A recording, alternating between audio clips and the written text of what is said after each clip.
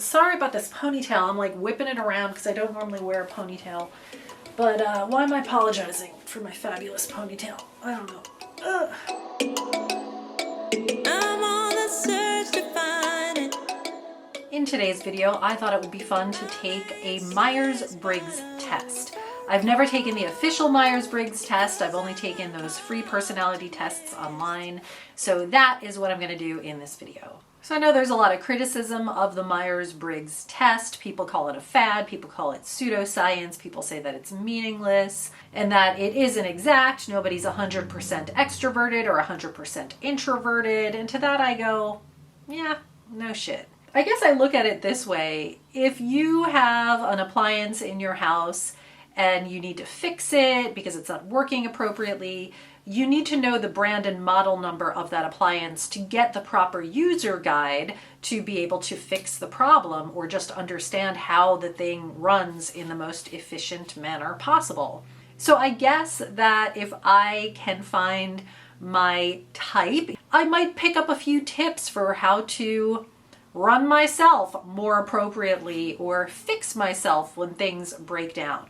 And it's not lost on me that people aren't appliances, but nevertheless, if I could have a better understanding of myself, even if it's just like 1 or 2%, I'm game. So onward. Okay, so I'm on the site. I'm about to take the test.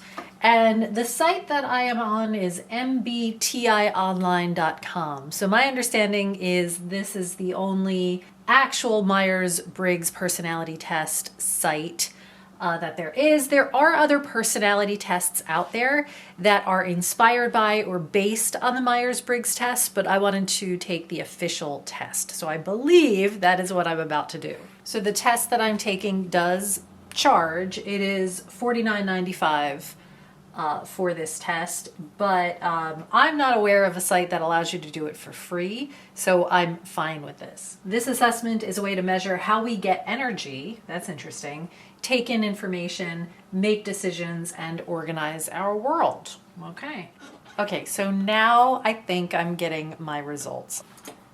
So what is that? Well, we're gonna find out.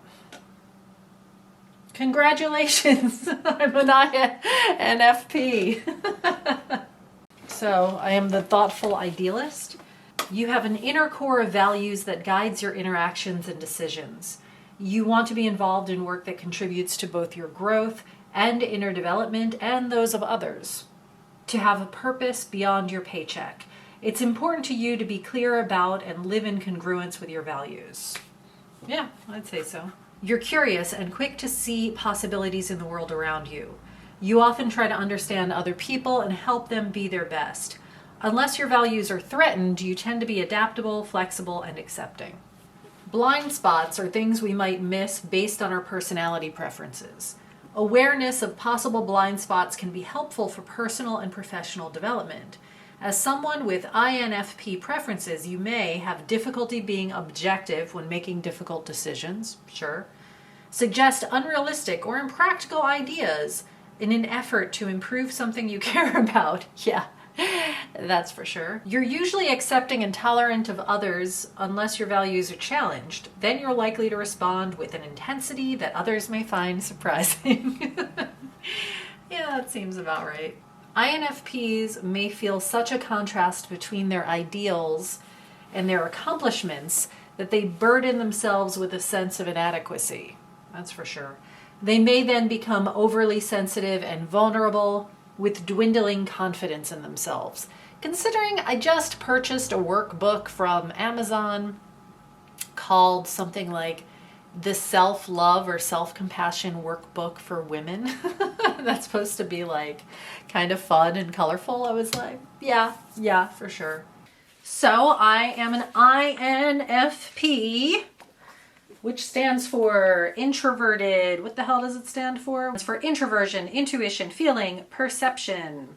And it's known as the idealist or mediator personality. Okay, supposed famous INFPs include Princess Diana, Audrey Hepburn, Fred Rogers, John Lennon, Kurt Cobain, Tori Amos, Morrissey, Chloe Sevigny, William Shakespeare. What I find interesting is Isabel Briggs Myers, who is one of the creators of the Myers-Briggs test, is an INFP. That's really cool. Back to this idea of like, oh, not everybody is 100% introverted or extroverted. Yeah, obviously, but I do identify with being more introverted because I get really stressed out around people when I haven't had enough alone time. And yet I'm not shy, right? If I am given a platform, whether it's YouTube talking to a camera, whether it's performing in a theater, whether it's teaching a class, once I am given that platform and I am supposed to be the center of attention, then I'm fine doing it. It's when I am just kind of in a group of people, I don't want to pull focus. I tend to want to hang out and observe what's going on. And I'm super, super concerned that everybody is getting a fair amount of time to talk, right? So I'm really, really invested in what is going on in other people. But obviously, yes, I can and I do shut that off when I have to. Or it's like playing guitar. Yes, I'm right hand dominant. And in most cases, I will reach for something with my right hand. But when I played the guitar, I had to learn to form chords with my left hand, right? And that is the only hand I can do that with, even though I'm right hand dominant. So obviously, this test doesn't mean we're stuck in one area. And I don't think it ever claimed that, in reading the information on the website, it, kind of clearly makes that case that of course, we can change and adapt as needed to the situation, but for the most part, people tend to have preferences. And did this test tell me anything I didn't already know? Not really. I'm well aware at my age that my default tends to be less organized and having less of a routine. So over the years, I've really worked at developing more routines, at becoming more organized, because it is beneficial for life, right? It's just that my mind is not naturally that way, but I've learned to make it that way. And I've always found that I was attracted to people who had a quality that I didn't have. And I really loved learning from them. I had a roommate for 5 years who is a super organized person, hyper organized, right? It's her nature. And I learned from watching her, how she would just sort of constantly edit her space and her environment.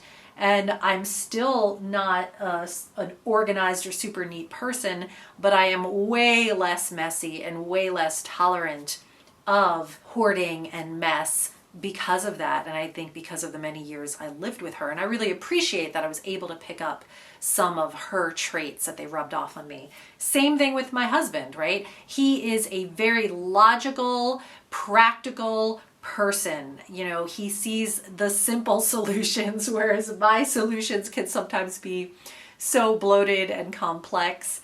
And he really helps me with staying on track, right? And finding a simpler solution.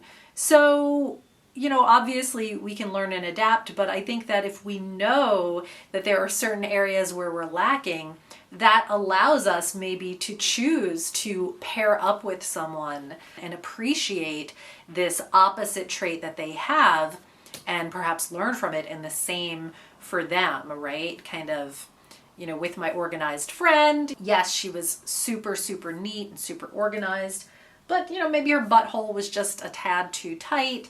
And being with somebody like myself and now her current husband, I've seen how that has relaxed her and loosened her butthole up a little bit. But if you believe in the test, or if you don't, feel free to leave a comment below. I'd especially be curious if you had a guess as to what personality type I was, and if your guess was correct, leave all that in the comments below.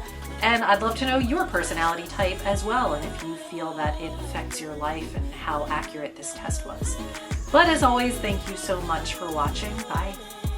And that is why editing takes me 38 hours, because I'm an INFP.